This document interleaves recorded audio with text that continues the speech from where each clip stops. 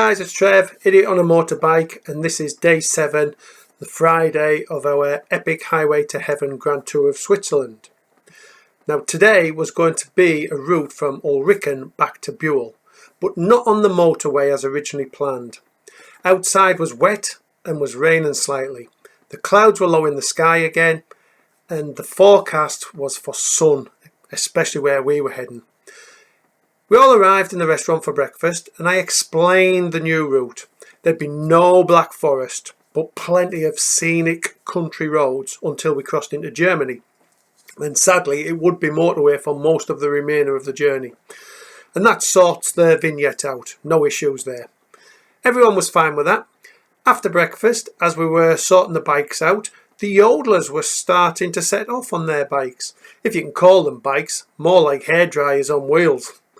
They had these very small engines. They had to propel the bikes along while sat on it to get the engine started, and they each left with a bubbling sound emanating from their exhausts.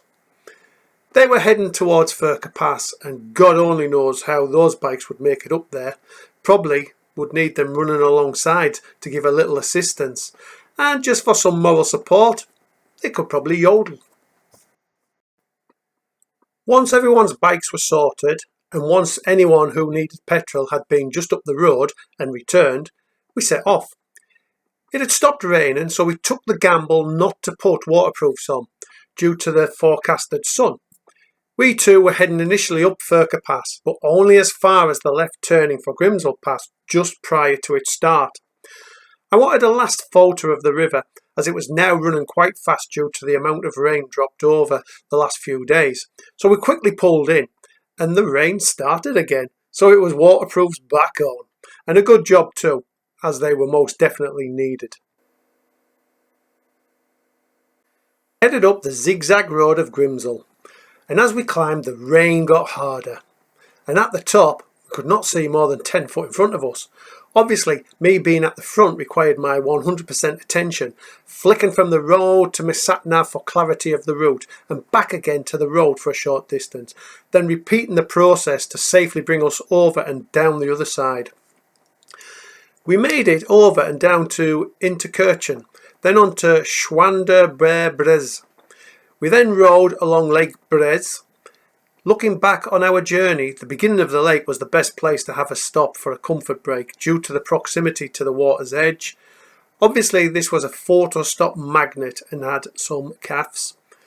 We also needed a derobe from our waterproofs as the sun was now out in force and the temperature was rising rapid. It was just a bit too soon to stop.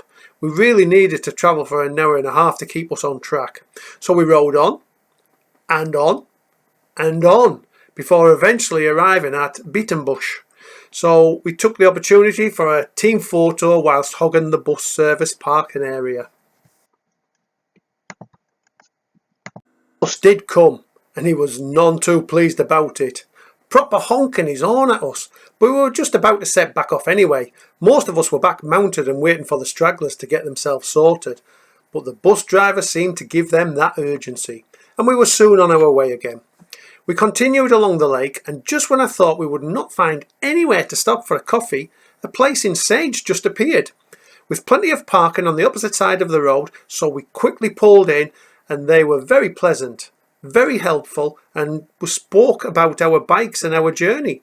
The sun was strong now, so for some of us it was time for the old sun cream, especially to protect the chrome domes. The temperature was back up around 28 degrees now. Our coffee, we headed off and travelled a short distance to Interlaken, and then took the north road along Lake Thun, passing the Eden Beach Cafe where we'd previously stopped, and making the steady ride towards Thun itself.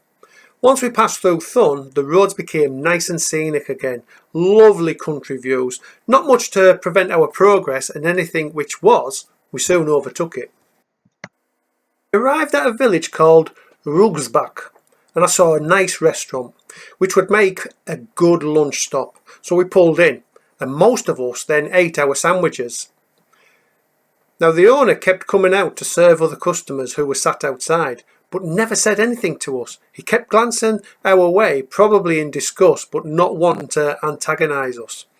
Eventually, most of us made our way over and sat down for a coffee and used the facilities, if you know what I mean. He was very nice to us, chatty, and even making an odd funny remark.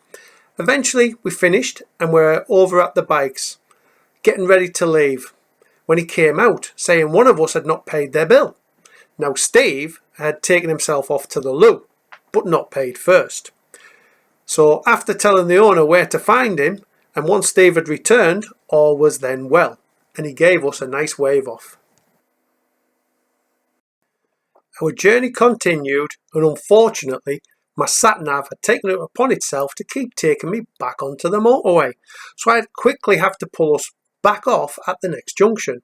I never changed the settings on my sat-nav, but whilst plotting the route I throw down loads of waypoints, which usually does the trick.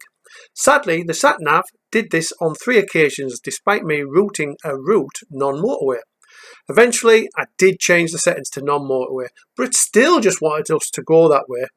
There was no way we were doing that. Having travelled this far without being on the motorway, we could not risk the fine. On the next time it did it, we hit traffic immediately, but there was an immediate exit point, so I took it. The sat-nav was not happy and wanted me to do a U-turn. I kept going and switched to my map mode. After about 4 miles heading east, I had to pull over. Getting from A to B was a tough task, trying to navigate a route from the map on the TomTom, whilst watching the steady moving traffic in front of me, which kept slowing and then going again. I was also on unfamiliar, never mind foreign roads. It was a recipe for disaster. I pulled into a bus lay-by, got off the bike and explained to everyone what had happened and that I just needed a couple of minutes to sort the route. They all seemed very understanding. I eventually got the route sorted. We headed east for another 6 miles before turning north and crossed the border into Germany, which had a petrol station, so we quickly stopped. We then started to head back northwest in a direction more suited to our destination. Now the temperature was soaring. We were all hot and ready for a comfort stop. So I was on the lookout and up pops a McDonald's. In we snaked and parked up. Everyone came back with a nice ice cream which hit the mark perfectly. Now once everyone was fed, watered and bladders emptied, we made our way to the German motorway and made a speedy return over the last 127 miles, taking us around 2 hours and arriving back at the first hotel we stayed at. We parked the bikes, checked in and had a quick shower before meeting in the bar for a quick one. I say a quick one, but it was more like a slow one.